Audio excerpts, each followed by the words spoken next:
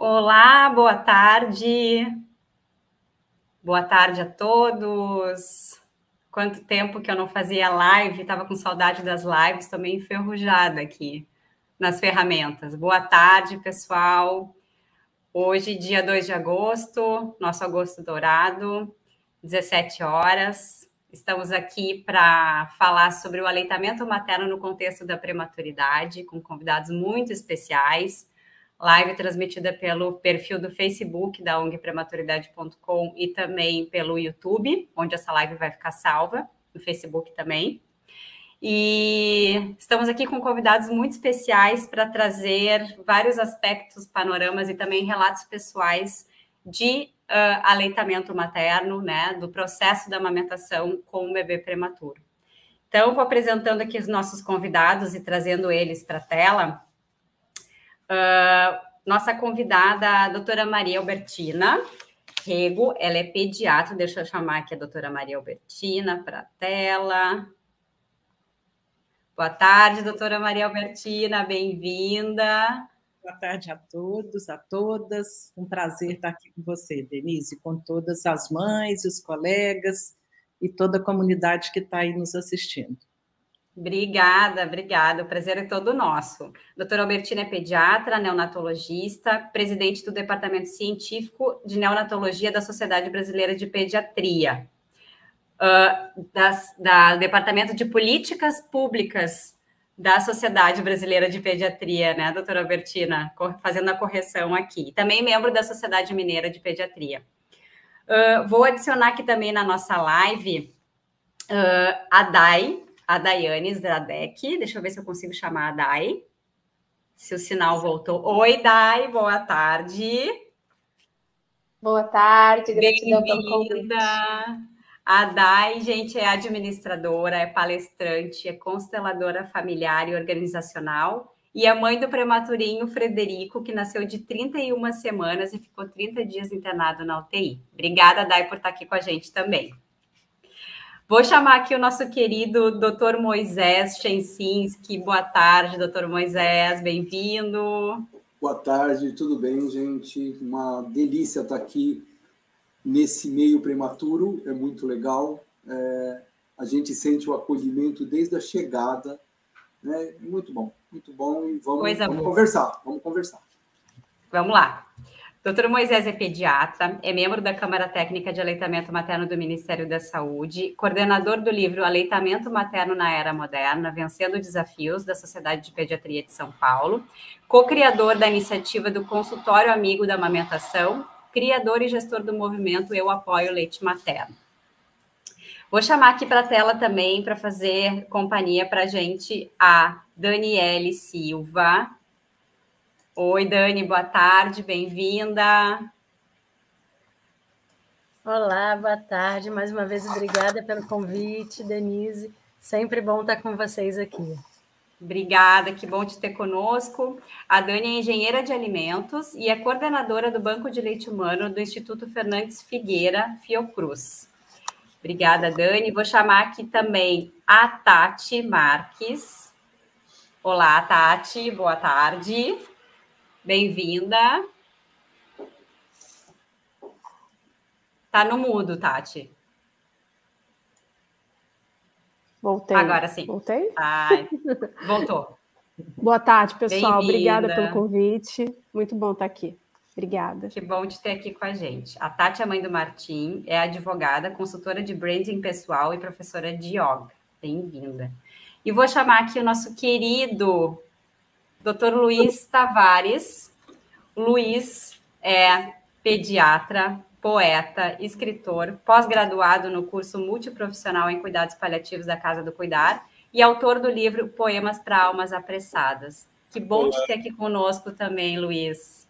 Olá, Denise, é uma honra. Obrigado, colegas, e que seja uma tarde assim, bastante produtiva e sempre uma semana muito honrosa participar desse momento tão grande entre pessoas assim que brigam bastante nessa hora em nome dos nossos direitos, né? É verdade. O ano inteiro a gente fala da importância do aleitamento e da amamentação no contexto da prematuridade, mas a gente tem que aproveitar nessa semana e nesse mês onde, né, temos mais luz sobre esse tema e trazer aspectos relevantes, né, da questão do processo do aleitamento, que é lindo, mas não é tão fácil assim, não é tão simples assim, né, quanto parece. Então, eu queria convidar primeiramente a doutora Albertina para trazer um pouco do ponto de vista, né, do profissional, do pediatra, do neonatologista, quais são as vantagens do aleitamento para o prematuro em específico e quais são os desafios que geralmente, né, essa mãe e esse bebê vão enfrentar em relação à prematuridade. Doutora Albertina, por favor.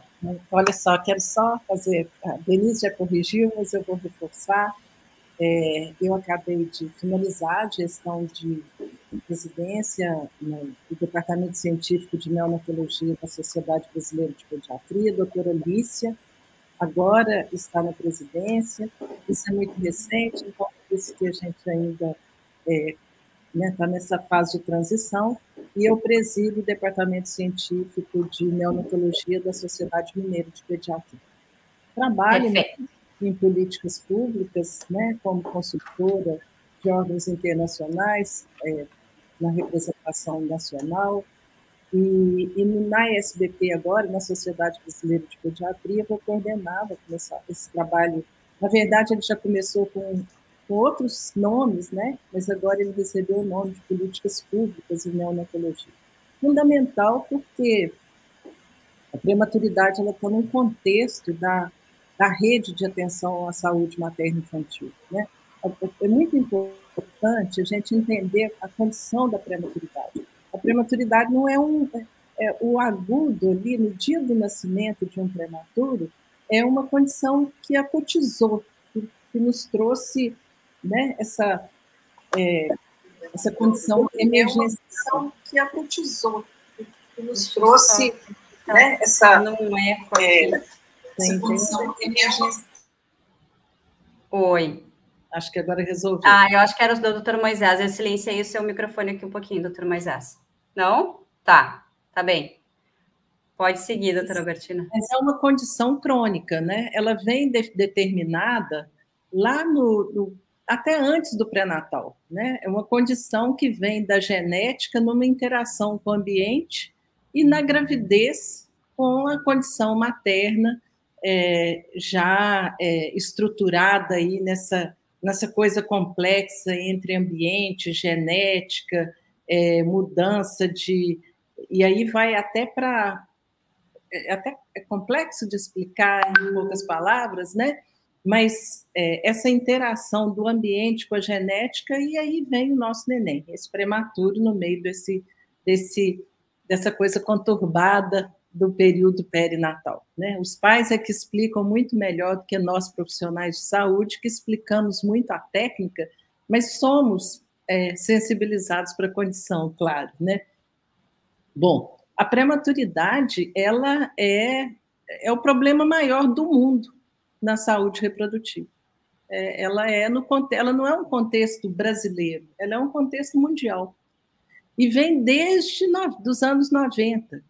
Né? E desde os anos 90, a gente vem discutindo a prematuridade nas normativas também do Ministério da Saúde, na legislação, etc., né? E num contexto mundial também. Então, isso é muito importante entender, que não adianta a gente dizer assim, vamos...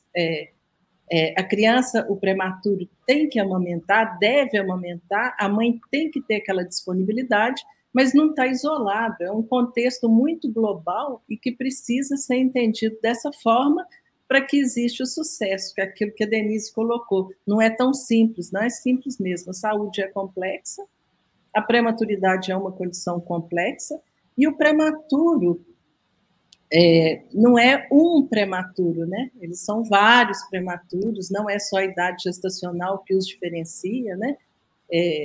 Da mesma forma que nenhum ser humano é um ser humano, né? Com todos diferenciados, mas isso é importante porque a gente fala assim, o prematuro, a prematuridade, e fica meio solto, né?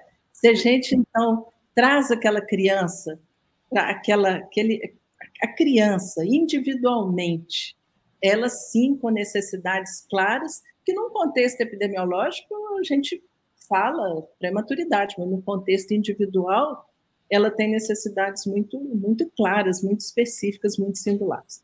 Isso é uma coisa assim que eu gosto de colocar, porque é muito importante entender o prematuro dessa forma, o aleitamento materno dessa forma, e aí sim entender o leite materno como um sistema, viu, gente? Ele é uma nutrição, tem esse contexto mais sistêmico mesmo, mas não é nutrição no sentido só de...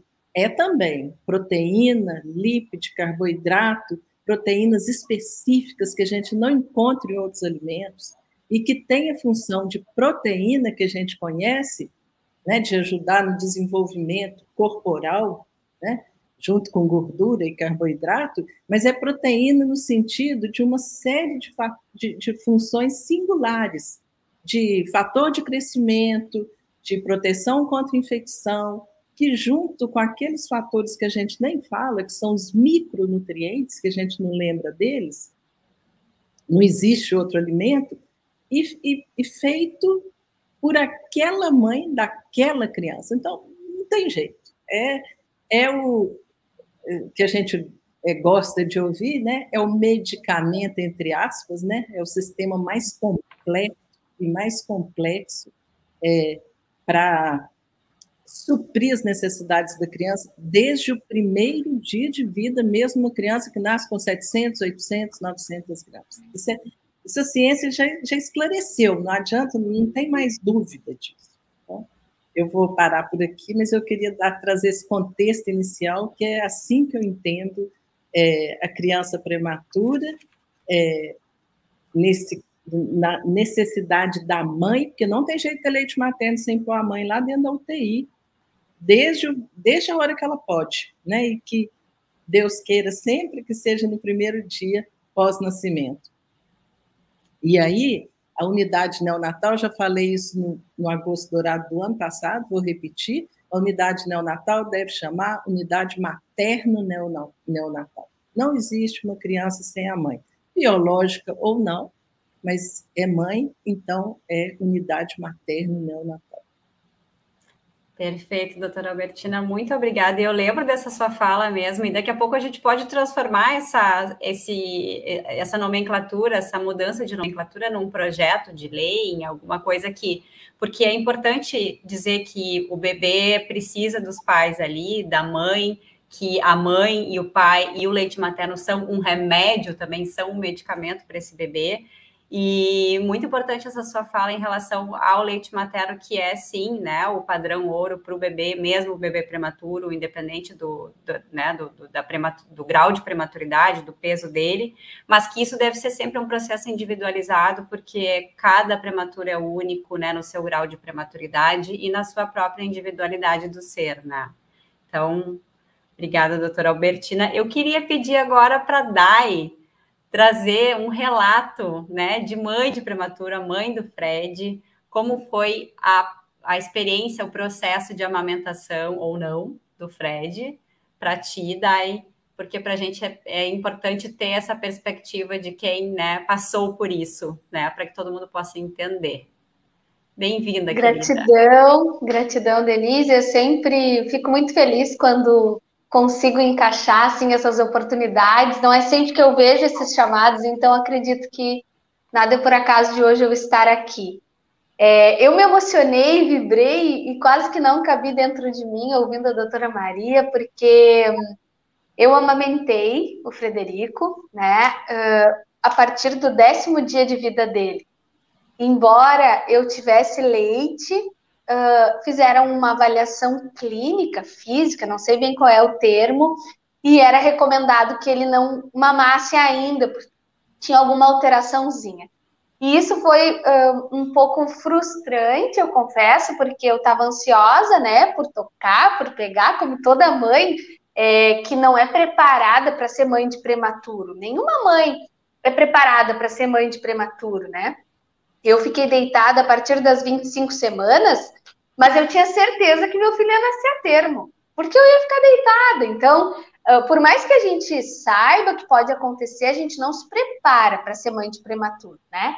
E aí lá, ele nasceu dia 20 de novembro, 1º de dezembro, o médico avisou, né? E ele avisou a enfermeira e disse assim, avisa a Daiane que ela vai amamentar, mas cuidado, porque ela vai ficar muito radiante, ela talvez faça uma festa lá na UTI, então segura as pontas lá.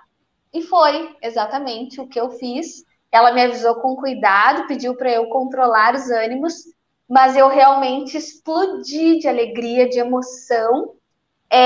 Eu saí, comprei trufas. Eu queria sair para comprar alguma coisa e a primeira loja que eu encontrei foi uma Cacau Show e eu comprei trufas. E eu escrevi bilhetinhos para toda a equipe da NEL, desde a faxineira até o médico, dizendo, hoje o Frederico mamou pela primeira vez, não sei o quê. Então, assim, para vocês que são tecnicamente preparados para falar desse assunto, o leite materno é tudo. Para nós, mães, que sabemos que foi dentro da gente que aquele ser se formou e que enquanto ele beber de mim, ele vai ter mais vida, isso é ainda mais importante.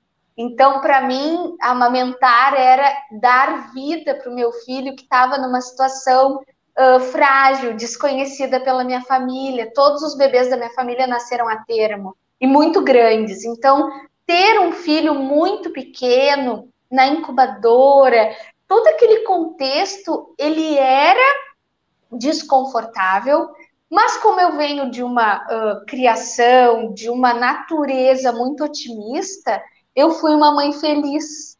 Eu fui uma mãe, e essa é a minha marca aqui nessa ONG, por isso que eu acho que eu estou aqui há 7 anos já. Desde que eu me tornei mãe, eu me tornei voluntária. Não sei quando é que nasceu o voluntariado aqui, mas eu entrei assim que me chamaram, né? E é a minha marca, porque a prematuridade ela não foi uma condenação no meu caminho, ela foi uma bênção, né? E a gente sempre fala, eu e meu marido, assim, nossa, o Frederico é um querido, E eu acredito que foi por isso, assim, porque a gente não se assustou e a gente também não colocou o peso nele. Então, amamentar para mim era continuar conectada com meu filho. E a minha experiência dentro da NEL, o meu filho nasceu em Porto Alegre, no Moinhos de Vento. Ela foi muito, muito positiva, tá? A Medela, que era uma sala onde a gente amamentava, ela, para mim, ela tinha um ar de terapêutica, né? As meninas que atendiam lá, a equipe, a fono que nos auxiliava, falava sobre o aleitamento, né? A amamentação. Então, a importância dos hospitais terem essa estrutura, terem esse contexto, por mais que eu seja uma mãe alegre, uma mãe romântica, por isso que eu descrevo assim, uma sala terapêutica, para umas mães aquilo era uma prisão, era um horror, tinha que, né, parecia uma vaca na ordenha, eu escutei absurdos. Para mim lá era o momento onde eu guardava o meu líquido precioso para chegar até meu filho, porque ele tomava de sonda, né, antes de mamar. E eu amamentei o Frederico por 6 meses, desde aquele dia 1º de dezembro até 6 meses, aí depois foi necessário parar, porque ele teve um diagnóstico de APLV e tal, e por mais que eu tivesse restringido tudo, eu só quase tomava água e não adiantava, ele perdeu peso e tal, eu parei. Mas sim, eu concordo com a doutora que por mais que tenha toda uma explicação técnica, proteica, mineral, enfim, todos os elementos químicos, né, a riqueza técnica do leite, para mim, mãe romântica e amorosa, o bebê que mama, ele mama do amor da mãe. Ele continua a ser nutrido pela vida que agora está fora, mas é a forma que eles têm de continuar a beber da fonte da vida, assim. Então, eu levanto muito essa bandeira, eu fico muito feliz de poder ter essa oportunidade de dar meu relato, porque, sim, as minhas mamas racharam, sim, ordenhar numa máquina não era prazeroso, mas essa consciência da importância daquele líquido sagrado que é divino, né, que vem assim como o nosso ventre preparado para botar vida na Terra, fez toda a diferença para eu ter essa resiliência, para eu ter todo esse carinho com aquele contexto e auxiliar outras mães até mesmo, me beneficiar de relatos mais tristes, porque tinham situações muito piores do que a minha. Então, acho que aí é a riqueza, assim, da prematuridade, o meu olhar, assim, de evolução do ser, a partir dessa experiência que para alguns é condenativa, não sei se existe essa palavra, condenatória, talvez, mas para nós aqui em casa, assim, a prematuridade para nós, para nossa família como um todo, foi uma bênção, assim, todos se beneficiaram. E amamentar para uma mãe de prematuro é um tanto quanto mais desafiador. Então, hoje, quando eu vejo umas mães a termo, assim, amamentando, se lamentando, eu não falo nada, assim, mas eu sempre dou um sorrisinho, sabe, aqui no canto da boca, assim, para não torturar a pessoa, respeitando o processo dela, assim, mas realmente a gente é diferente, né, para uma mãe de prematuro. Não sei se era isso, mas esse é o meu transbordar. Dai, teu relato é sempre contagiante, a tua energia, e eu acho que essa consciência de que aquele momento é tão especial, ou tão até mais especial para quem está passando por uma experiência da prematuridade, que ver um filho lutando para sobreviver numa UTI, né, lutando pela vida, é uma experiência que realmente é única e só quem passa sabe, né, dizer o quão devastador isso pode ser, mas também o quão ressignificador isso pode ser, né? E é isso que tu traz, que é a maneira como a gente encara, né, esses desafios, né? Porque aprendi contigo que a gente não deve falar que as coisas são difíceis, que a gente deve dizer que são momentos desafiadores. Né? Ai, que linda! Com certeza, a prematuridade é o momento mais desafiador para uma mãe e para um pai. Eu não tenho essa experiência porque eu não sou mãe de prematuro, mas o teu relato vem com essa bagagem, com essa força assim para gente. Muito obrigada. Obrigada. Eu vou chamar aqui para a tela a Maiara, que conseguiu conectar aqui agora, que também é mãe de prematurinha. Mai, boa tarde, bem-vinda. A Mai é empreendedora, palestrante, ela é mãe da Bárbara, que já está grandona agora, não é mais bebezinha, mas a Bárbara nasceu 28 semanas e ficou 113 dias internada. Bem-vinda, Maiara, boa tarde. Não estamos te ouvindo. Olá? Não. Ó, parece que vai conectar, mas não conectou. Não te ouvimos ainda. Tá dando para não? Agora sim. Oi. Agora sim. Mai, eu vou pedir para tu ficar aqui com a gente Boa um tarde, pouquinho. Pessoal. Boa tarde, acho que está com um atraso, está com delay. Eu vou chamar agora para falar com a gente. Oi, querida! Linda! Tá enorme! Que amor! Tá. Mai, eu vou te convidar para ficar aqui com a gente. Eu queria chamar agora para falar a Daniele Silva, que é engenheira de alimentos, que trabalha nos bancos de leite, coordena os bancos de leite. Dani, para trazer a tua... eu gostaria que tu falasse do papel do banco de leite humano nesse processo da amamentação, que muita gente tem a impressão de que o banco de leite é um lugar de coleta e distribuição do leite materno. Na verdade, o trabalho dos bancos de leite, né, espalhados aí pelo Brasil, vai muito além, né? Tem muito de educação, de acolhimento, né, das mães nesse processo de amamentação, que nem sempre é fácil. Então, queria que tu trouxesse a tua visão disso e fica à vontade, a palavra é tua. Obrigada, Denise. E queria muito agradecer a Dai, a fala dela, né? Emocionante, né? Assim, eu acho que eu sou bem do seu time, Dai, eu sou daquela que vejo sempre, né, o lado bom das coisas, o lado positivo. E quando eu cheguei no banco de leite, na realidade, eu cheguei há muito tempo atrás como uma estagiária, e ali eu fui crescendo, né? Fui caminhando nesse caminho do aleitamento e aprendendo muito com vocês. Todas as mães de prematuro que chegavam lá, né, a cada dia, muitas pedindo apoio, outras meio que não sei se eu vou pedir esse apoio, justamente por essa condição que você falou, né? E quando a Denise me chamou, né, para essa live, eu lembrei de há muitas semanas mundiais atrás, onde o que a gente ia fazer, né, para celebrar de acordo com o tema. E aí eu pedi vídeos que essas mães de prematuros ali do Instituto Fernandes Figueira fizessem vídeos sobre a amamentação. E tem um vídeo que eu costumo usar até hoje, né? João Aprígio, que caminha com a gente aqui na rede, que é o nosso líder aqui, sempre que eu posso eu falo, vamos botar para finalizar aquele curso? Por quê?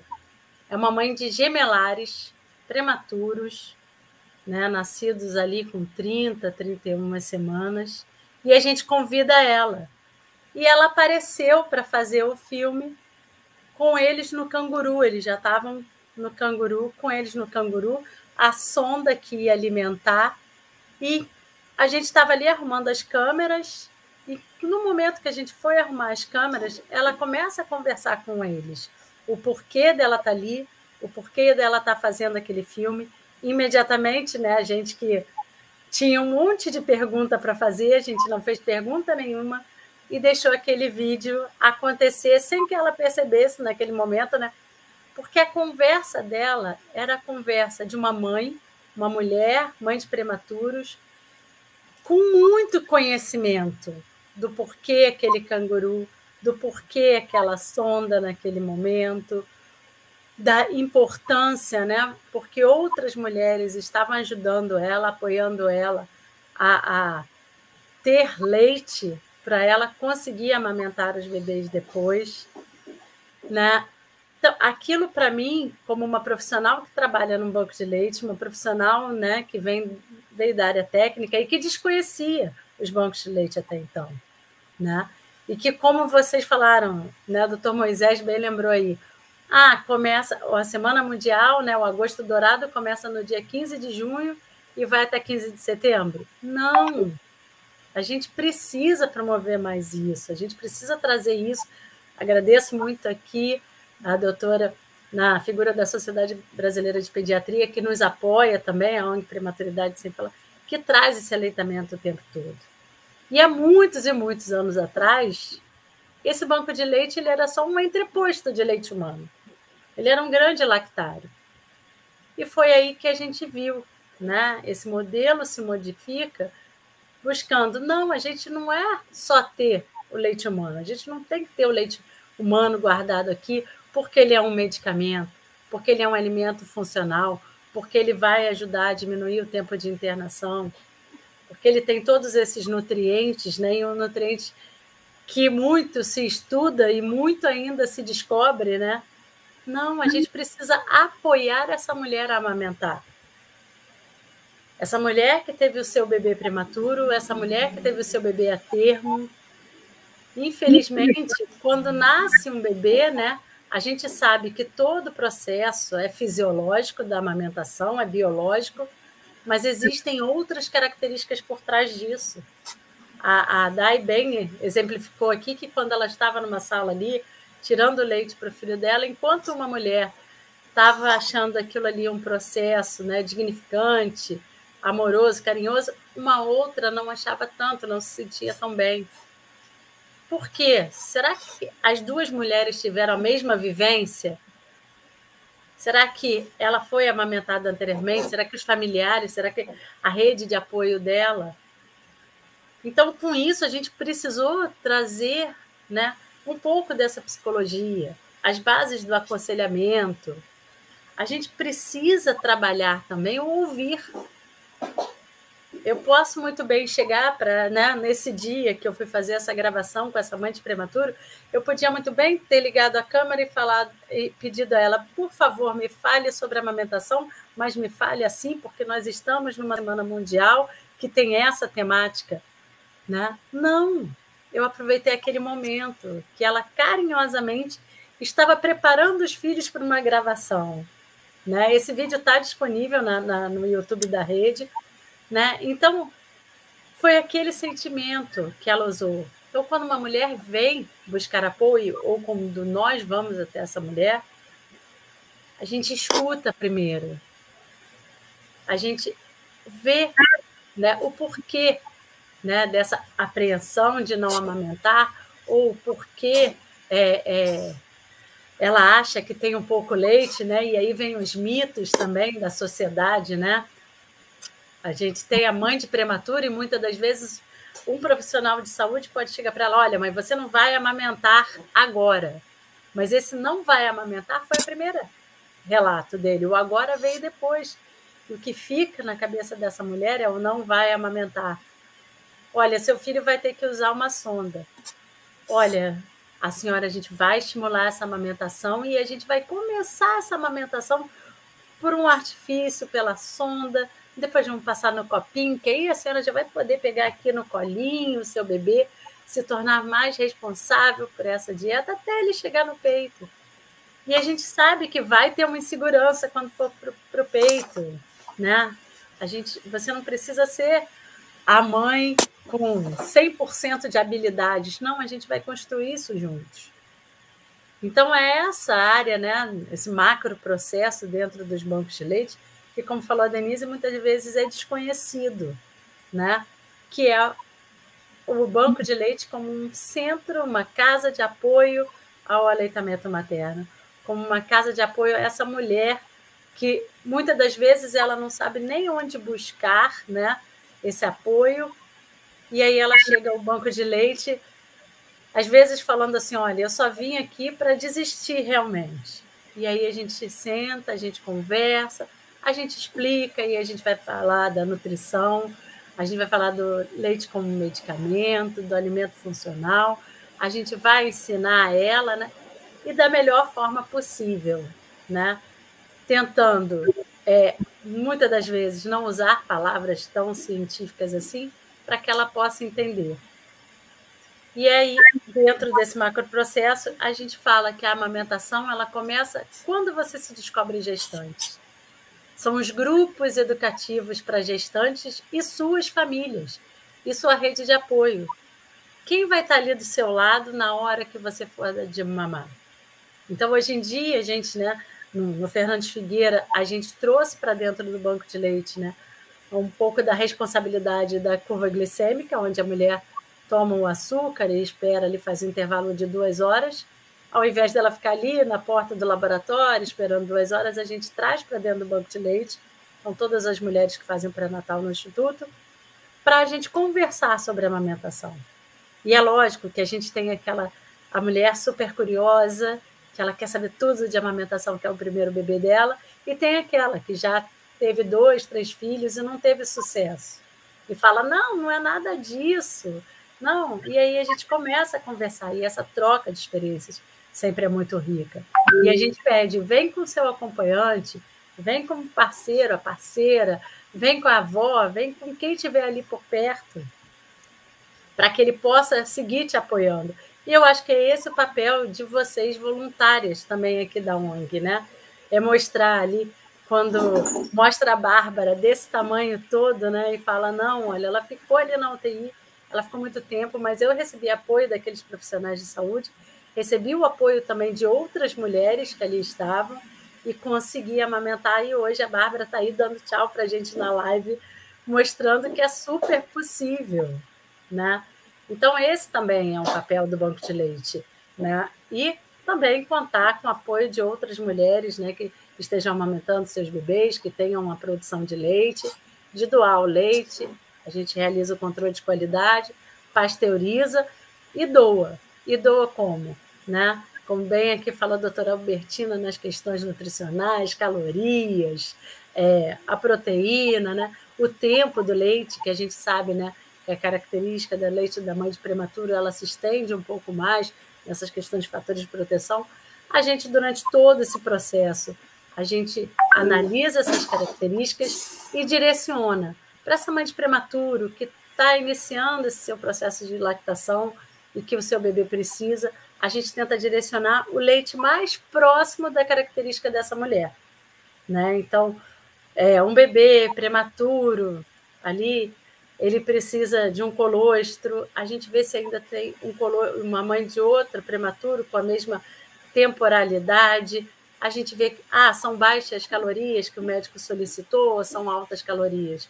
Acidez, quanto mais baixa a acidez, maior biodisponibilidade de cálcio e fósforo para essa criança, maior disponibilidade proteica. Então, a gente também tem esse cuidado, não só esse cuidado, né, na assistência, na atenção à mulher, mas também no direcionamento dessa doação para os bebês prematuros, né? Trabalhar individualmente com cada doação, né? Evitar ao máximo o pool de leite, porque a gente sabe que cada frasquinho tem as suas características nutricionais que podem atender da melhor forma aquele bebê que está internado, né? Não fazer um padrão único ali. Então, são as atividades, as ações do Banco de Leite em prol. E durante o ano todo, não só na Semana Mundial, né, a gente está se movimentando e celebrando todas as grandes datas, né? O dia de doação, junto com aqui. Aí a gente sequestra a Denise um pouquinho para a gente. Na prematuridade, a Denise traz a gente, como hoje, assim, e a gente é muito grato por essa parceria, né? Essa mistura de vivências para que a gente possa ainda mais promover o aleitamento materno para todos, realmente. Obrigada, Dani. A gente que te agradece, porque acho que o objetivo de todos aqui, né, é comum, que é oferecer, garantir, né, a saúde e mais qualidade de vida para os bebês prematuros, para as famílias. E é importante que as pessoas saibam, né, que dentro dos bancos de leite existe a ciência, mas existe também o acolhimento. Existe toda a ciência que faz essa análise detalhada, que o leite certo vai para o bebê certo, mas que também tem esse acolhimento, orientações, né, que faz parte, que pode fazer parte dessa rede de apoio dessa mãe que está amamentando, não necessariamente sendo mãe de prematuro e não necessariamente sendo uma doadora. Eu adorei o que vocês fizeram de já pegar as mães ali que estão fazendo curva glicêmica para fazer uma sensibilização. Isso com certeza deve super funcionar, é um modelo a ser seguido. Muito legal, muito legal. Obrigada, Dani. Eu queria chamar agora para falar um pouquinho para a gente sobre a sua pouca experiência dentro desse assunto, nosso querido Dr. Moisés, falar um pouquinho para a gente do papel do pediatra, das sociedades profissionais, né? Dr. Moisés, que é um usuário assíduo também das redes sociais, enfim, e como isso pode trabalhar a favor dessa causa também, mas também trazer a sua expertise nesse assunto que nos é tão caro, que é a amamentação e especificamente do prematuro. Dr. Moisés, por favor. Bom, obrigado, Denise, obrigado a todos por estar participando aqui junto com vocês. Talvez tenha ficado para mim a parte mais árdua dessa conversa, que é falar a respeito dos profissionais de saúde, né? Deixa eu colocar números, talvez números, vamos falar de forma fria, tá? Saiu o Enani agora, em 2019, recomendo a todos a leitura completa do Enani, um trabalho lindo, brilhante. E dentro desse estudo saíram algumas conclusões. Por exemplo, 4,8% das mulheres doam leite no Brasil. 3,2% dos prematuros têm e recebem leite no Brasil. É uma estatística do Enani. 66% das crianças recebem leite materno na primeira hora de vida. Se você acrescentar 11% dos prematuros que nós temos aqui nessa lista, esse número sobe, mas isso, vamos dizer que isso subisse para 77%. Isso significa que 23% das crianças no Brasil não recebem leite materno na primeira hora. Doutora Keiko e a doutora Laís fizeram no começo dos anos 2000 um estudo e chegaram à conclusão que 0,13% é o tempo dedicado às escolas de medicina ao ensino de aleitamento materno. Hoje, 10 mil horas de aula em 6 anos de faculdade de medicina, 15 horas são dedicadas ao ensino de nutrição. Poucas residências, existem mais agora, mas poucas residências médicas pediátricas no Brasil têm, durante os seus 3 anos, uma visita a um banco de leite. e desconhecem absolutamente o funcionamento do banco de leite. E nem estou dizendo banco de leite, quando você vai falar banco de leite, a parte técnica, vamos falar banco de leite, uma porta aberta para receber mães com problemas em alimentação, para serem orientadas por profissionais absolutamente habilitados e capacitados para orientação e recepção dessas mães, porque não temos pediatras em todas as localidades no Brasil. Não temos pediatras em todas as salas de parto no Brasil. Então, a nossa realidade parte de um débito já, né? Então, o próprio profissional de saúde, e vale lembrar, a gente sempre fala, gosto dessa fala da Albertina, eu uso isso muito parecido com isso, eu falo que a gente sempre fala de saúde materno-infantil. Não é ordem alfabética, senão a gente falava de saúde infanto-maternal. É porque o foco mesmo deve ser realmente o acolhimento dessa mãe.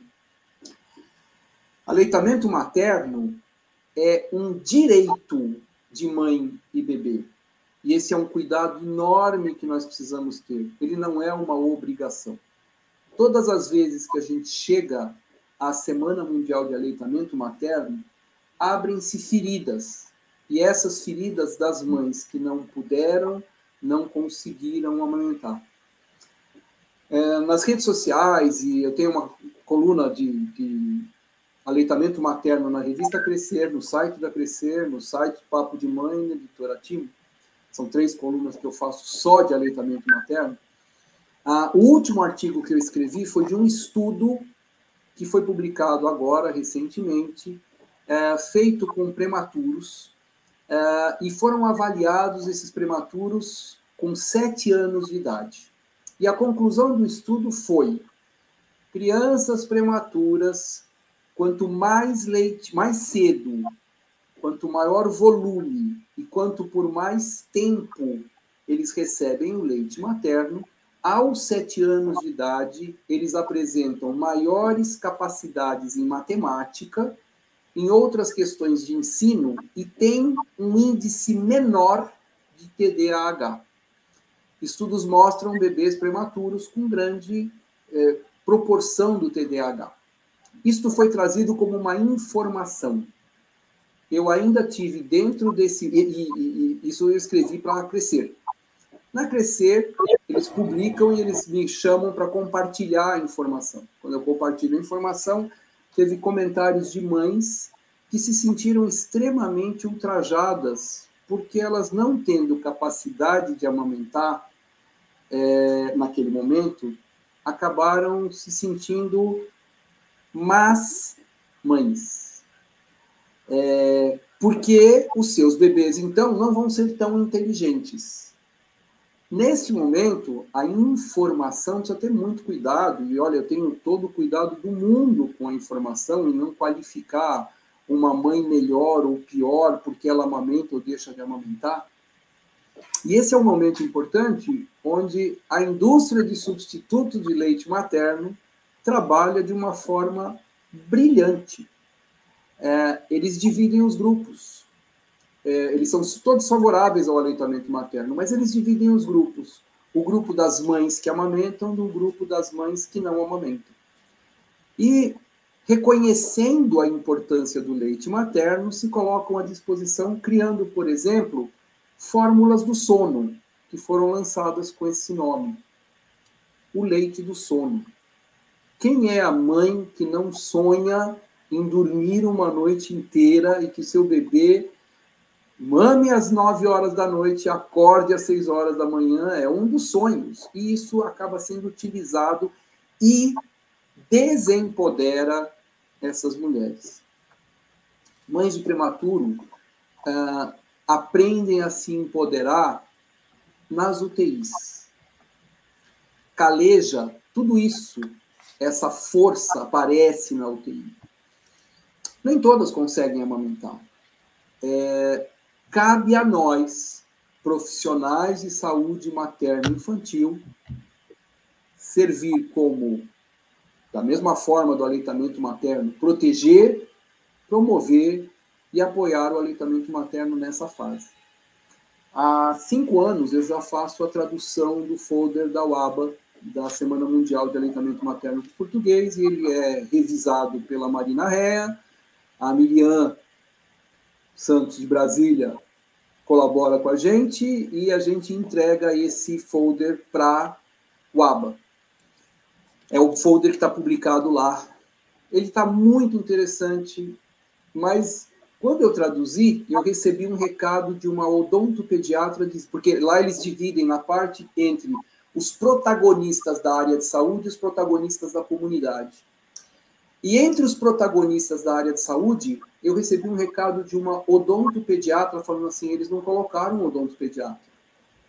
E quando eu fui procurar, eles não colocaram odontopediatra, não colocaram fono, não incluíram físio, não incluíram bancos de leite e não incluíram prematuros dentro deste apanhado.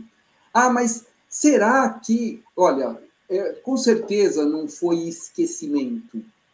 Foi realmente a proposta que foi trabalhada. Fortalecer a amamentação, educando e apoiando. Como é que não aparece o banco de leite? Como é que não aparecem os prematuros? Então, a fala que a Dani comentou, né, que a Dani comentou, que eu tinha falado antes, é que a gente não pode pensar que a Semana Mundial de Aleitamento Materno se resume ao Action Folder. A gente tem que falar de aleitamento materno todos os dias. Isso é uma estatística, eu faço isso quando eu vou preparar minhas aulas para a Semana Mundial. Até o dia 15 de julho, você tem um número de posts no Google. Dia 15 de julho a 15 de setembro, esse número triplica, quadruplica. Então, quando a gente fala que falta informação, isso não é real. Se você entrar agora no Google e escrever aleitamento materno, aparece, você tem um computador aí disponível, pede para alguém entrar aí. Aparecem 50 milhões de informações. Então, o problema não é falta. Eu acho, inclusive, o problema é o excesso. O problema é o filtro. O filtro dessas informações. E as informações que chegam às mães de uma forma que deveriam ser traduzidas e filtradas pelos profissionais de saúde. Para isso é necessário a gente brigar por mais aulas, por mais ensino de aleitamento materno, de prematuridade, dentro dos 6 anos de faculdade, porque não são, apesar de pediatria ser uma das áreas mais procuradas ainda em termos de especialidade, se não é a primeira, é a segunda, fica sempre batendo aí, e os outros? E o dermatologista que, para fazer um procedimento estético, fala que a mulher precisa parar de amamentar? E o dentista que, quando vai fazer uma anestesia, diz que a mulher não pode amamentar? Então, os desafios que são enfrentados pelas mães, pelos bebês e pelos profissionais de saúde acabam interferindo e não fechando mesmo essa conta do aleitamento. Acho que nossa briga, além de visar sempre a felicidade da mãe e a felicidade do bebê e da família e de sua rede de apoio, dar a responsabilidade a todos. Enquanto cada um de nós não fizer a sua parte, o todo não vai chegar nunca. Para que todos estejam bem, cada um precisa mesmo fazer sua parte. Em relação aos profissionais de saúde, a gente está falando de pediatra, de médico, mas isso vale para toda a equipe de dentistas, psicólogos. Psicólogo também não está citado no Action Folder da UAB. Enfim, o panorama tem... E aí é que vem a questão. Eu sou conhecido muito como o cara do copo meio vazio. Mas a ideia do copo meio vazio é outra. A ideia do copo meio vazio é o seguinte: o copo meio cheio está feito. A gente não pode ficar boiando em cima desse copo meio cheio esperando ele se encher. Está na hora de ação. Educação é educar para a ação. Só o conhecimento parado na gente não vai trazer mudanças. acho que dá para, por enquanto, enfim, estou aí à disposição para a gente conversar mais, se possível.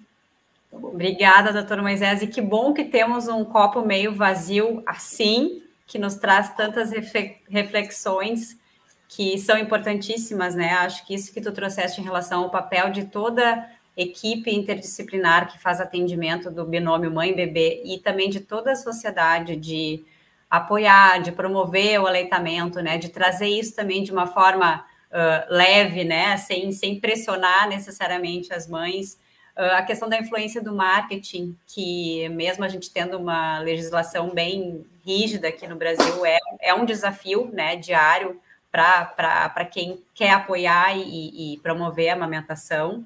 E essas lições, né, tão impactantes do Hernani, né, desse estudo tão importante, significativo, para nos guiar em próximos passos, né, para a gente poder melhorar esses números, entender por que esses números, né, e ver de que forma a gente pode trabalhar como organização da sociedade civil, profissionais da saúde, sociedades, né, voluntários de associações, trabalhar para mudar esse cenário. Então, só para completar, eu queria só falar duas frases, duas coisinhas. Primeiro, lembrar que aleitamento materno é uma ação multifatorial e, para isso, requer uma equipe multiprofissional. E agradecer que eu estou falando antes do Luiz, porque o Luiz depois vai amainar isso tudo com carinho e com o amor que ele derrama em cada palavra dele. Muito obrigado por me deixar antes dele falar. E como a gente já sabe que a gente vai chorar, eu já deixei ele para o final. Ai, não, eu queria te agradecer, Moisés. Vamos seguir aqui falando. Eu queria pedir para a Tati agora, Tati, trazer, né, a gente mudar de profissional para mãe aqui, para poder trazer o teu relato também, tua experiência de amamentação, né, do teu pequeno. Por favor, Tati. Vamos. Boa tarde, pessoal. Eu sou Tatiana, sou mãe da alma apressada chamado Martim. Com 26 semanas eu tive o alerta que Martim ia nascer prematuro, então também zero preparo para o susto, porque ele nasceu de 28 semanas. Então a gente acompanhou aí, ele tinha 900 e poucas graminhas, né? E os médicos tentaram ali levar um pouco mais, mas a gente não conseguiu levar até o final da gravidez por conta da questão da circulação, que aí eu não vou me ater aos termos técnicos para não passar vergonha aqui na frente dos doutores. Então, com 28 ele veio com 1 quilo e ficamos 3 meses na UTI NEO, né?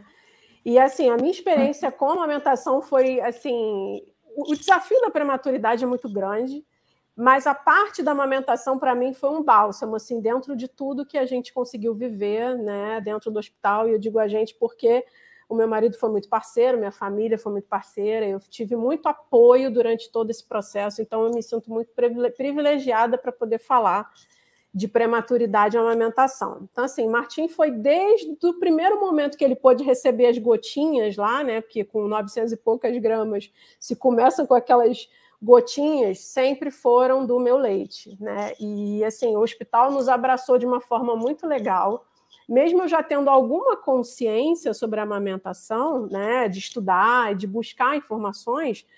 Martim é meu primeiro filho, né, primeiro e único até o momento, então, assim, aquela experiência de nascer a mãe acabou acontecendo ali naquele momento que abriu a porta da UTI, né? Porque eu sabia que ele era pequeno, mas na sala de parto, quando eu vi, eu falei, meu Deus, é muito pequeno. Mas é muito pequeno, que a gente imagina como é, né?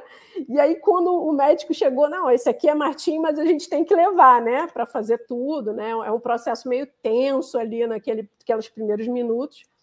E eu falei, meu Deus, mas é muito pequeno. Mas vai rolar, vai dar certo, tem que dar certo, vamos fazer.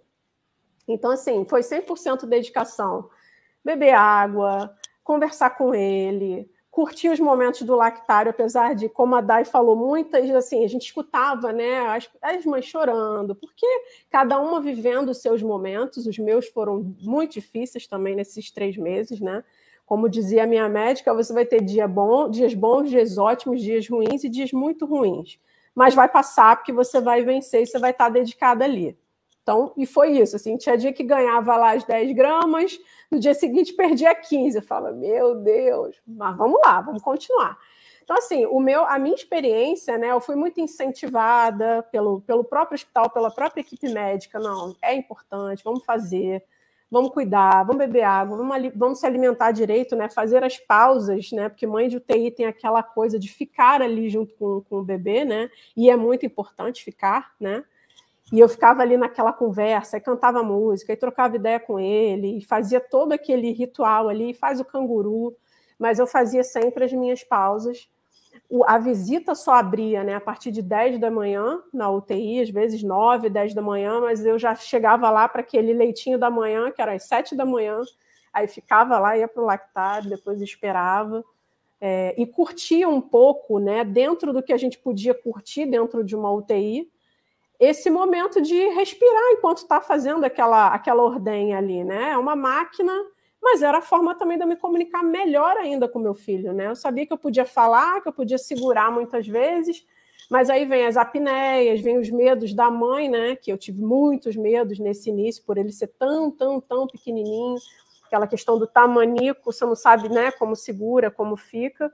Então, eu transformei o momento do lactário também um momento de comunicação mental com ele mesmo, que ele ia receber através daquele leite, que energia que ele ia receber, trocar ideia um pouco com as mães. Umas me davam apoio, né, quando eu estava no dia ruim ou no dia muito ruim, e eu também trocava com as outras quando elas estavam nesses momentos, e a gente se apoiava muito. E era um momento meu ali também, né? Aquela coisa da mãe que precisa, até a mãe a termo, quando está em casa, que precisa daquele momento, ai meu Deus, vou tomar um banho, vou respirar. Eu acho que o lactário também era o meu momento de estar ali sem apito da UTI, sem, né, as intercorrências que acontecem, e se a gente está tensa ali, ai meu Deus, será que é apneia? Será que está bem? Será que não está? Então, esse era um momento também de bálsamo ali, de curtir aquele momento de uma outra forma, né? O aleitamento de uma outra forma. E eu também sabia que isso para ele, além de ser, né, a alimentação mais saudável que eu poderia dar, né, e aí não mencionando fórmulas e tudo, que eu sabia que ele ganharia até peso, talvez mais rápido para alta, mas não era o que eu queria um bebê saudável, um bebê, né, que eu pudesse entregar o melhor para ele. Já que a gente estava vivendo esse processo, vamos viver da melhor forma possível, né, e tirar o melhor disso tudo, porque era o início da vida dele ali, já saiu tão antes, né? Tão antes do forno, né? Antes de ganhar tudo que ele poderia ganhar ali dentro da barriga da mãe. Então, eu tentei fazer da melhor forma que ele saísse, tivesse a alta lá com o seu pezinho, que ainda é uma alta de pezinho, né? Foi para casa também, 100% livre demanda, amamentei até 1 ano e pouquinho. Só que depois a volta ao trabalho, a gente sabe que acaba que essas confusões todas, né? Nem todas as empresas têm as salas, né? A gente tinha que tirar no banheiro, e aí a gente brigou para ter, de fato, uma sala que a gente pudesse ordenhar. Imagina, ordenhar para o seu filho no banheiro da empresa não é uma coisa muito interessante, né? Mas a gente sabe que muitas empresas por aí, a gente ainda enfrenta esses problemas depois que volta a trabalhar.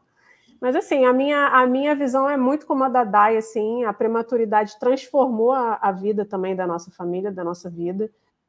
Hoje eu trabalho com uma outra coisa, porque eu comecei a enxergar a vida de uma outra forma. A amamentação é um momento de conexão que eu acho maravilhoso, é uma pena que nem todas conseguem vivenciar isso, e eu vi também de perto algumas mães de UTI que, enfim, por conta do estresse, a gente sabe que aquilo é um processo muito traumático também para a mãe, né?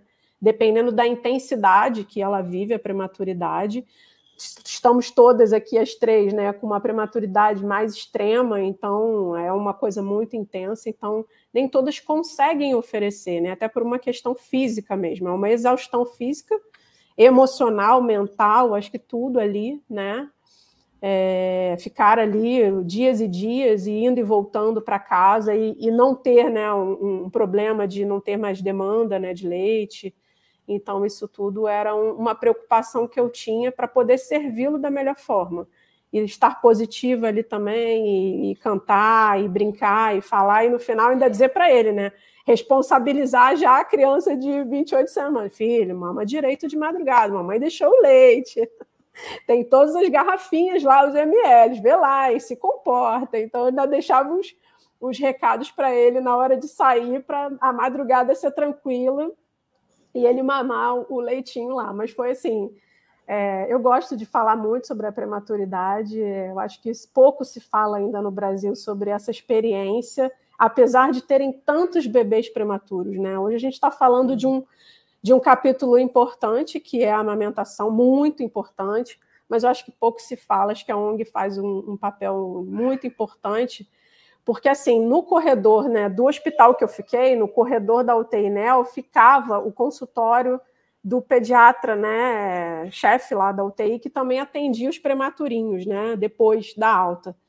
E a melhor experiência que eu tive foi poder ver essas Vitórias andando no corredor, porque eu vi assim, essa aí ficou aqui, sei lá, 6 meses, e olha como está hoje. Então, assim, eu já projetei Martim já correndo naquele corredor, e era isso que eu pensava. Um dia sou eu aqui contando para as outras mães como foi vencer isso tudo. Então, eu acho que essas experiências nossas, assim, como mães, também contribuem muito para a positividade das mães que estão naquele momento da dor ali, porque não é nem um pouco fácil, né?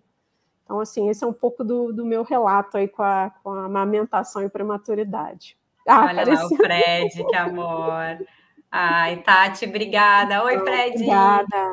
Tati, obrigada pelo teu relato emocionante. Eu acho que tu traz também essa questão da importância da informação, né? De saber que o que tu estava fazendo ali era importante para ele, que o pouco de leite que tu tirasse era importante para ele, né? E conhecendo, né? Indo atrás dos teus direitos e a importância, né? Do que tu estava fazendo ali, mesmo não tendo contato direto, ele não estando mamando no peito ainda, de que tu estava, né? Te conectando com ele de alguma forma. Eu vou ler um comentário aqui que a doutora Doris, nossa querida odontopediatra, que é membro do nosso conselho científico, mandou para ti especificamente, diz que teu depoimento mostra obrigada. A importância da rede de apoio de profissionais e da família na conquista de cada gota de ouro do leite materno do prematuro. Parabéns por conseguir incentivar outras mães. Obrigada. Obrigada, doutora Doris, querida, pelo comentário. Eu quero chamar, eu vou só trazer um outro comentário aqui que a Maria de Fátima tinha colocado antes para nós no Facebook, que ela é mãe de prematura extrema, 30 semanas, 1,70 kg, ordenhava e doava leite para o banco de leite enquanto não podia amamentar minha filha. Após quase 2 meses, eu pude amamentar, chorei e agradeci muito a Deus por essa dádiva. E até hoje tenho esse privilégio de amamentar minha filha. Foram 75 longos dias de muita luta e aprendizado. E hoje, graças a Deus, podemos testemunhar e glorificar o nome de Deus através do que passamos. Obrigada, Maria de Fátima, por compartilhar aqui um pedacinho da história de vocês também com a gente nessa tarde. Eu quero chamar, pela ordem aqui do nosso roteiro, a gente, né, chamaria o doutor Luiz Tavares, nosso querido amigo e parceiro da causa de prematuridade de muitos anos. Mas eu quero saber se o doutor Luiz quer ficar para o final e a gente pede para Maiara agora dar o depoimento dela de mãe também, pode ser? Então tá. Então, deixa eu chamar Mai, por favor. Já vimos aqui a Bárbara, que está linda, grandona. Por favor, deixa aqui para a gente um pouquinho da experiência de vocês com a amamentação da Bárbara ou com a não amamentação da pequena para ti quando ela nasceu. Por favor. Boa tarde, gente. Meu nome é Maiara Brandão. Eu sou mãe da Bárbara, né? Que você já veio aqui me dar uns 3 beijinhos. Bárbara nasceu em 2015, prematura extrema, 28 semanas, 1,2 kg. E, assim, logo que ela nasceu, ela já teve uma parada, já foi entubada, aquela história toda que nós já conhecemos, né? E eu lembro, assim, no dia seguinte que ela nasceu, que foi quando eu a conheci, eu não a conheci no mesmo dia, o pediatra me chamou para conversar, me explicou sobre a gravidade, sobre mais ou menos o que iria, porque parece que a criança já vai com um roteiro, assim, dos primeiros dias, né? E ele me explicou mais ou menos, e sobre a amamentação também foi o primeiro tema que ele abordou comigo. Olha, você não vai amamentar agora, ela está entubada, né? A gente faz através da sonda, e é assim, muito pouquinho, porque o intestino, né? Enfim. Nos primeiros dias, eu lembro que eles me pediram para levar 10 ml de leite. Eu tinha umas mamas enormes, eu até tive que passar por uma redução e ficava assim muito cheia mesmo, muito leite, e eu tirava 10 ml. No hospital que a Bárbara ficou, não tinha banco de leite. Não tinha banco de leite, tinha o lactário. Então, assim, eram 10 ml que ela tomava, então eu tinha que levar 8 potinhos, aqueles que a gente faz exames, né? Com 10 ml cada potinho, porque também se eu mandasse a mais era desprezado, era o suficiente para o dia. Então, todo dia eu tinha que fazer as ordenhas e deixar cada potinho para cada horário da amamentação dela, né? E a Bárbara teve uma enterocolite necrosante, grau 2, com 18 dias de vida. É uma infecção gravíssima, né, intestinal. E daí por diante, todos os problemas que ela teve na UTI foram por causa dessa enterocolite. Ela ficou bem grave, aí vinha a dieta zero, e eu ficava assim, meu Deus, como que pode a criança não estar dieta zero, né, nada, e o meu peito muito cheio. Ela ficou em outra cidade, né, não ficou na minha cidade. Eu fiquei morando num asilo, assim, um albergue, né, eu não sei como é que chama. E entravam e saíam muitas pessoas, que eram pessoas que também estavam com familiares no hospital. Cada dia eram pessoas novas, diferentes, entrando e saindo. E era lá que eu fazia a minha ordenha. Eu não tinha dinheiro para comprar. Tinha uma bomba, né? Acho que ainda tem aquela bomba elétrica. E eu fazia na mão mesmo. Ordenhava, literalmente eu ordenhava o que eu não podia levar para ela. Eu ordenhava só para eu poder estimular, né? Porque eu queria muito que ela pudesse beber, amamentar, né? E foram 98 dias de ordenha e leite sendo jogado fora, enquanto a minha filha estava na dieta zero, em estado gravíssimo, entubada, e eu não tinha banco de leite, o hospital não aceitava. E eu lembro que o pediatra ele aconselhava a gente também não amamentar outras crianças, né? O meu sobrinho nasceu 15 dias antes da minha filha, e às vezes eu ficava enlouquecida vendo a minha irmã amamentar e eu não podia. Eu tinha que tirar, jogar fora. Então, tinham todas essas questões emocionais, né, que eu passei. Tinha uma privacidade muito invadida, porque não estava na minha casa, também não estava na casa de ninguém, porque eu estava numa casa de apoio, né? E a Bárbara, quando ela começou a melhorar, ela passou por uma cirurgia, ela teve uma obstrução intestinal, e aí correram para o centro cirúrgico, mas aí finalmente foi resolvido toda a questão mesmo das intercorrências dela. E aí, com 98 dias, eu pude amamentar a Bárbara pela primeira vez, o meu leite. E logo após, a gente recebeu alta, né? Depois de 113 dias. O aleitamento, para mim, foi isso aí. Foi, assim, uma descoberta do outro lado da maternidade, né? Da gente saber que a gente não vai ter aquele bebê todo gordinho, todo bonitinho, todo fofinho. É uma criança extremamente frágil, né? Completamente diferente do mundo ideal que a gente planeja durante a gestação. É um susto que a gente leva, né?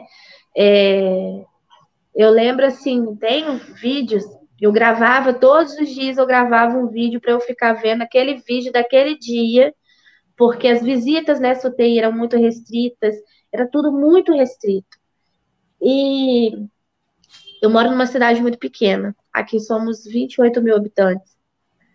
E a gente tem um mito da prematuridade, né? Que a criança nasce prematura e fica no hospital para ganhar peso ou para completar os dias que faltavam para nascer.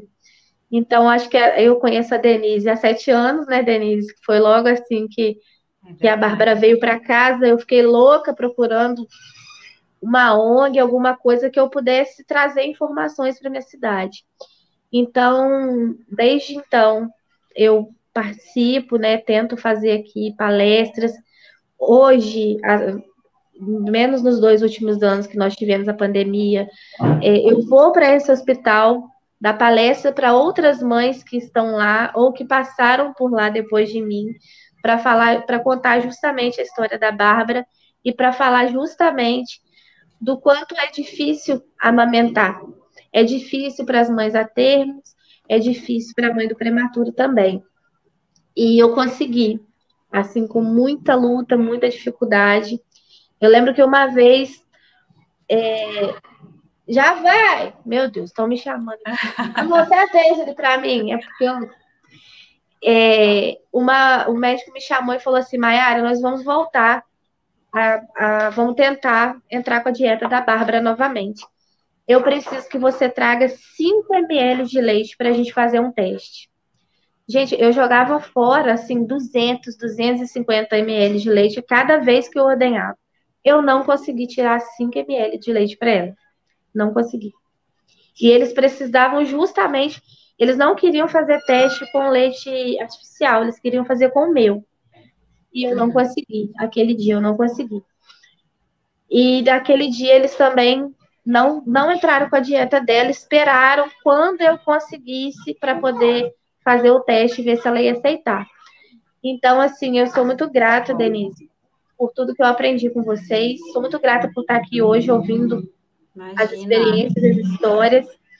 E essa é a minha história, é um pouquinho da minha história, que a minha história pedacinho, né? 113 dias foram longos. E assim, eu consegui trazer muito essa informação aqui para minha cidade, para as pessoas aqui, fazendo palestras com a Secretaria de Saúde, junto com os postos de saúde, para a gente poder levar informações para outras mães também, né? E, enfim, é isso aí. Obrigada, a Bárbara hoje tem 7 aninhos e é um exemplo para mim. E, querida, eu lembro dela bem bebezinha mesmo. Obrigada, Mayara, pela tua generosidade eu de que compartilhar agradeço. aqui com a gente, de ser uma multiplicadora, assim como a Dai e a Tati serem multiplicadoras, né, do lado de dar apoio para outras mães, né, de trazer uma palavra amiga, mas também de trazer a realidade. Olha, não é fácil, mas existem pessoas que podem apoiar, existem leis que estão aqui para garantir os direitos de vocês, os profissionais estão aqui também, e são multiplicadoras dessas coisas boas, né, que a prematuridade deixa também de legado para as famílias. Obrigada, Eu só Mayara. gostaria de fazer uma observação. Mês que vem, eu estou terminando um curso de técnico em enfermagem, justamente pela experiência que eu tive com a minha filha, e eu quis muito, muito, muito estudar na saúde da forma que financeiramente eu conseguiria, e estou fazendo estágio no hospital, e estou tentando fazer história aqui na maternidade também, ajudando as mães, né? Muitas mães adolescentes, muitas mães sem informação sobre a amamentação, sobre aquele primeiro momento ali que recebe a criança, bota no peito, as dificuldades, enfim, eu resolvi estudar para tentar também de outra forma ajudar. Legal, parabéns. Na questão da maternidade. Obrigada. Parabéns pela iniciativa e sucesso, com certeza. O doutor Luiz está pertinho de ti, e depois vou colocar vocês em contato aí para ver quando tu tiver já com o diplominha na mão. Falta Tá bom. Obrigada, Mayara. Luiz, por favor, Luiz, o microfone é todo teu. Estamos aqui para te ouvir, para trazer as tuas palavras.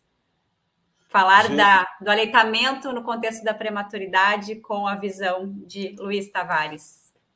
Gente, boa tarde. A gente sempre acha que existe uma versão que a gente possa ouvir falar desse tema numa versão sem emoção, mas... Difícil. Não consegue, né?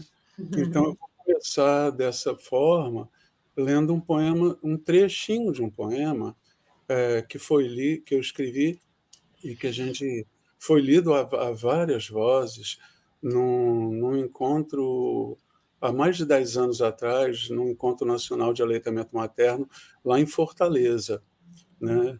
E ele diz assim, e o tema era esse, amamentação e prematuridade. Quem cuida das mães de UTI?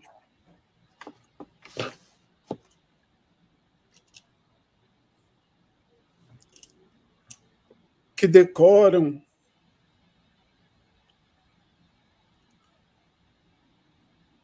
de seus filhos suas risadas, que caminham lento por entre monitores,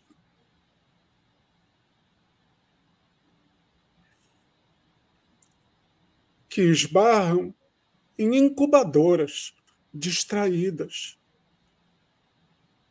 que aprendem palavras estranhas, pouco usadas, que tocam seus bebês em berços aquecidos, que enxergam detalhes quase despercebidos, que cultivam felicidades adiadas.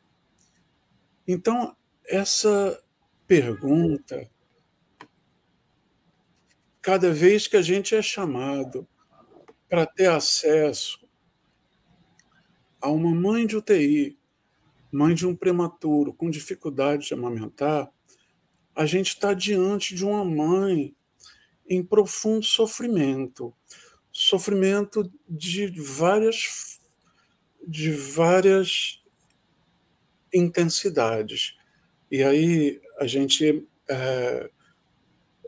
pode qualificar as dimensões físicas, emocionais, espirituais, sociais, familiares, e todas elas precisam ser abordadas. Nesse momento, enquanto ela está mergulhada nessa dor profunda, essa hora, a dificuldade de conexão é absolutamente imensa. E aí existe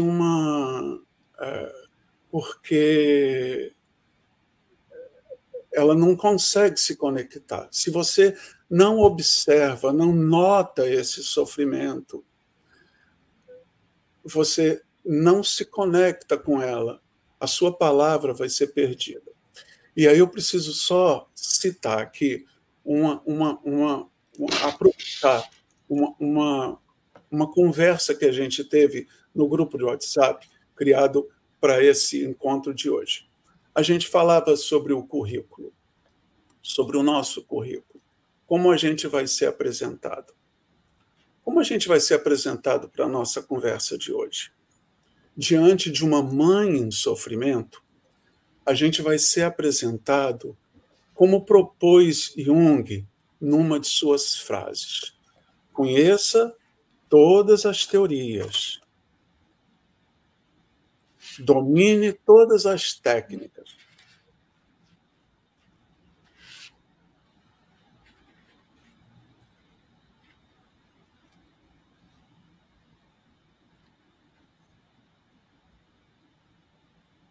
Mas ao tocar uma alma humana,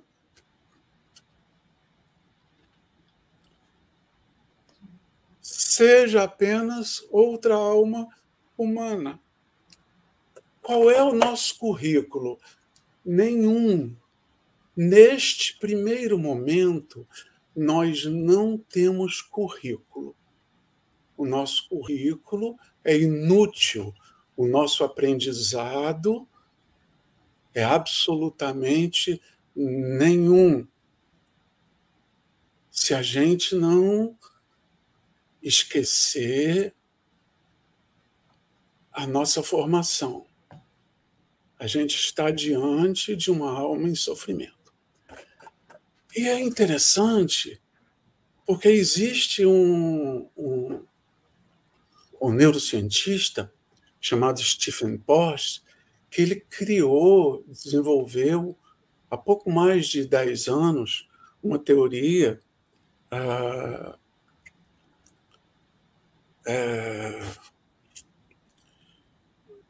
que é chamada teoria polivagal, que ele fala da teoria da conexão e ele dá pistas de como você vai trazer essa mulher em sofrimento, essa pessoa em sofrimento, essa pessoa com dificuldade de conexão social, e você vai usar atributos da alma humana para poder fazê-la se conectar com você.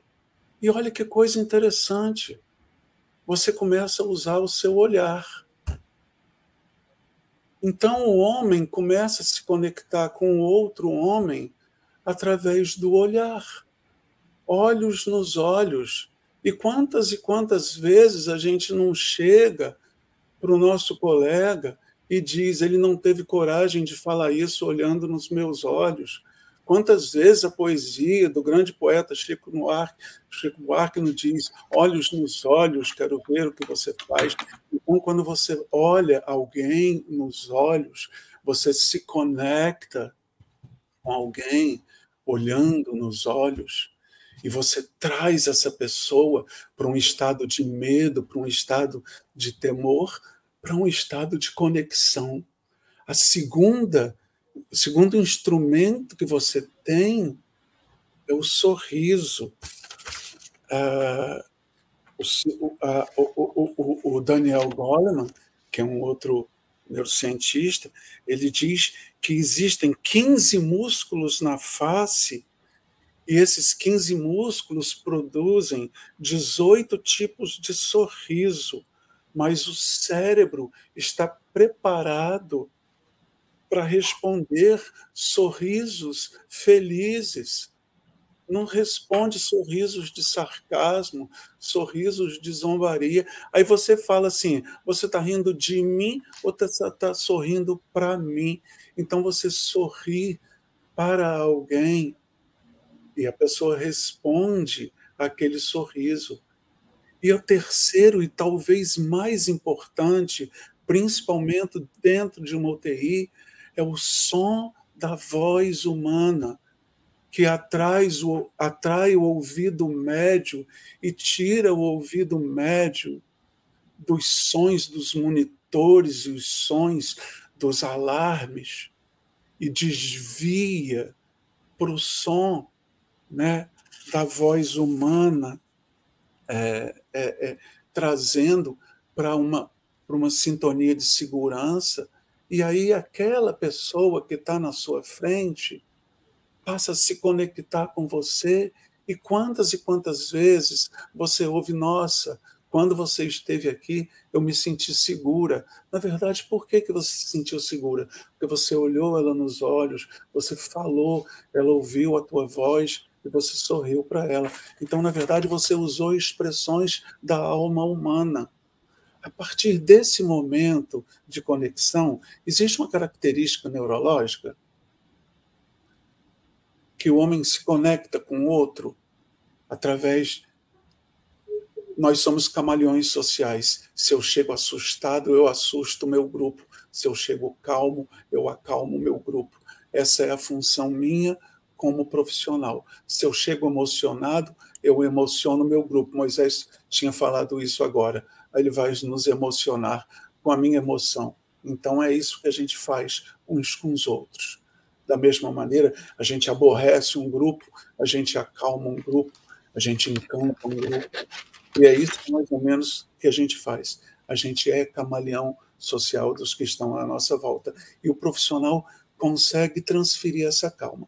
A partir do estabelecimento dessa conexão, ele atrai a mãe para uma tranquilidade. Essa é a função do profissional. Feito isso, uma vez feito isso, aí sim, o seu currículo, você pode acioná-lo. A sua segunda função é acionar o seu conhecimento. Não sem antes, inicialmente, trazer essa mãe para um estado de conexão. Cicely Saunders diz que o sofrimento só é intolerável quando ninguém cuida né? E existe uma situação muito interessante também, que quando ela se sente cuidada o tempo inteiro, algumas vezes você não vai conseguir vencer. Mas aí vem um pensamento de Pat Adams, que eu confio muito, talvez foi o primeiro paliativista com quem eu tive contato, quando ele diz que quando você cuida da doença, você pode ganhar, pode perder, mas quando você cuida da pessoa, você sempre ganha. E eu nunca me vi rejeitado por ter cuidado de uma pessoa, mesmo quando eu perdi a luta, porque eu nunca perdi uma luta contra uma pessoa, mesmo quando eu não obtive sucesso contra uma doença, né? Então, às vezes o profissional precisa estar também preparado para enfrentar o que seria um fracasso, porque não seria um fracasso contra o cuidado para a pessoa. Então, para terminar, uma observação de um assunto que é absolutamente amplo, eu faço uma pergunta para quem enfrentou esse desafio de ter contato com o coração materno nessa hora tão difícil. Como é tocar o coração materno? Como é poder reconhecer-lhe a dor? Como é tentar suavizar essas feridas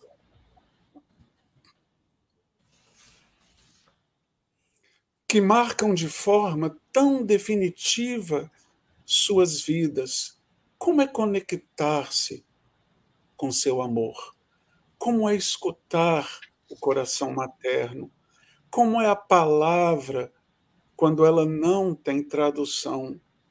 Como é o silêncio dessa hora mais sagrada, onde o amor é tudo, o resto é quase nada?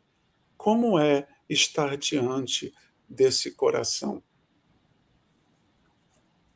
Então, eu creio que esse é o grande início, assim, do nosso contato com uma pessoa que está ali acreditando na gente, que a gente não pode se enganar e a gente não pode enganar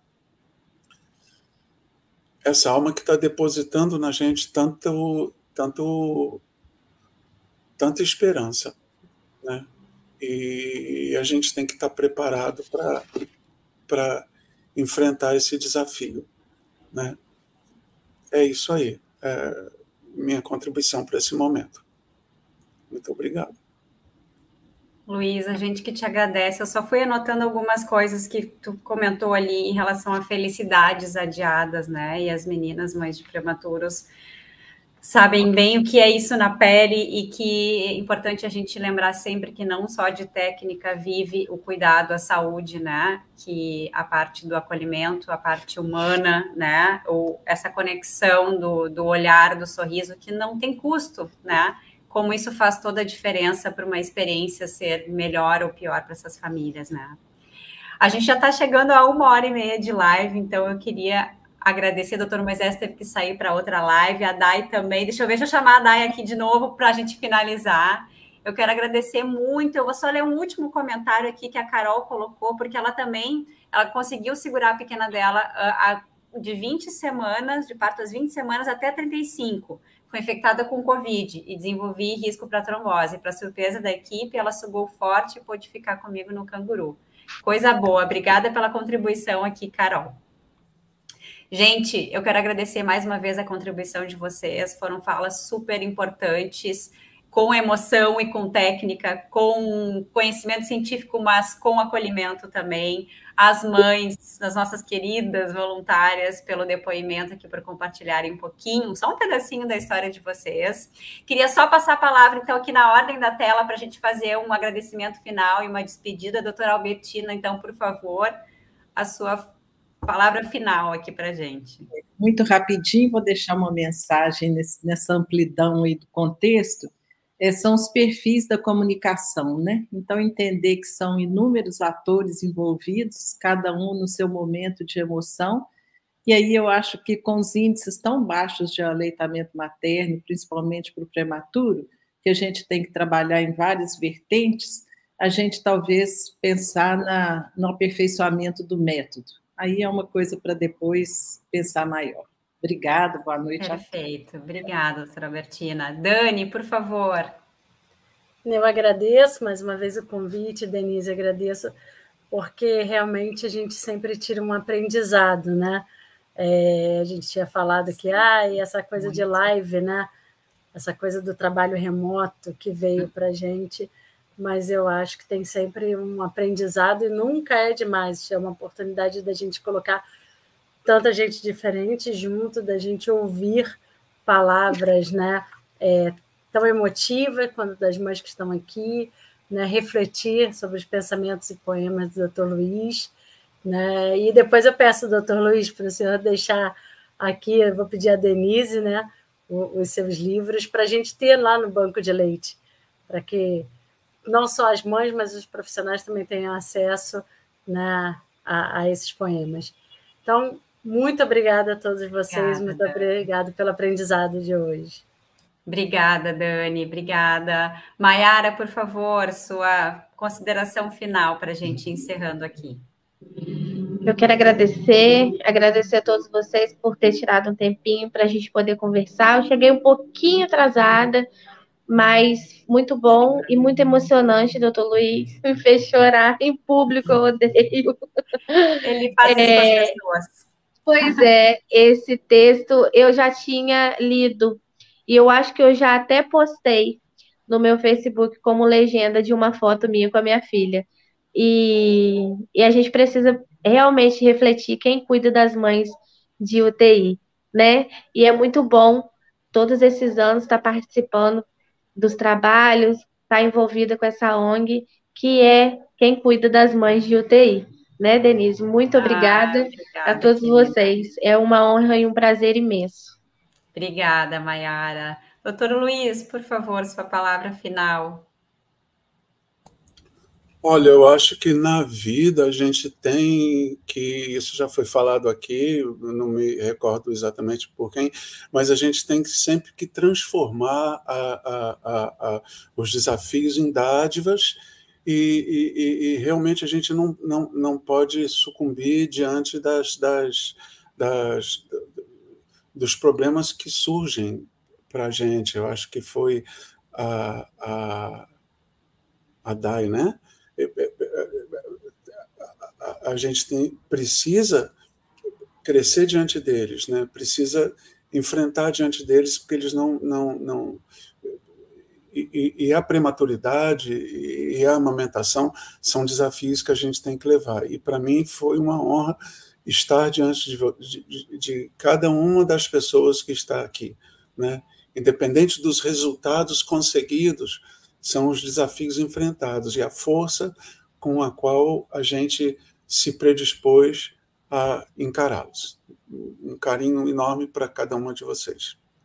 Obrigada, Luiz. Obrigada sempre. Tati, por favor, suas palavras finais. Queria agradecer também o convite, adorei ouvir vocês. Foi a minha primeira participação mais ativa. Muito aqui, obrigada. Né? Eu amei, muito bom. A partir de agora eu quero estar mais perto, trocando experiência. O doutor Luiz falou sobre o sorriso, queria só fazer um comentário sobre o sorriso na UTI. O Martim, quando a gente chegava, eu e o pai, ele tinha tendência de dar uns sorrisinhos, e todo mundo... isso aí é espasmo, isso não é um sorriso social, não é. Desculpa, não é. A mãe estava ali falando com ele, eu tinha certeza que ele estava me ouvindo, e a gente sabe o quanto isso faz diferença ter ali e mães que podem participar, né, gente? Nem todas as mães, às vezes, moram longe, como a Mai mesmo lembrou, mães que não podem estar o tempo todo, a gente sabe os desafios, e vendo agora, até pelo grupo dentro da ONG, o tamanho dos desafios, né? Que não acabam só na UTI, a gente traz para casa um grande desafio, os medos e tudo, então se eu puder também contribuir muito com as mães que agora estão ainda num passinho antes do meu, né? E poder trazer um momento de bálsamo aí, que isso vai ser transformado. Então, quero muito participar. Muito obrigada aí pela oportunidade. Foi muito, muito bom. Obrigada. Obrigada, Tati. Que bom te ter com a gente. Dai, suas palavras finais para a gente ir encerrando aqui, por favor. Eu quero agradecer imensamente, amei. Mai, eu choro sempre, nem tenho mais vergonha. Eu fui surpreendida, na verdade, com esse texto, embora eu já tenha ouvido várias vezes. Cada vez que eu ouço, ele me toca de uma forma. E que a gente possa sempre respeitar a individualidade, respeitar a história de cada um. Mas eu queria deixar só uma reflexão sobre a importância de todos reconhecerem que aquele bebê é metade pai e metade a mãe. Muitas vezes a mãe é super valorizada, principalmente na prematuridade, porque aquela criança depende mesmo dela, mas ao longo da vida essa criança vai precisar e muito ser reconhecida como inteira, né? Então, acho que a chave da vida é nós valorizarmos a origem como um todo. Muito, muito obrigada, é sempre muito bom. Me usem, tá? Eu percebo às vezes que eu poderia contribuir mais, né, nesse tema, e eu estou sempre à disposição, então fico à disposição para todos aí que quiserem me usar. Um beijo, gratidão enorme. Obrigada, Dai.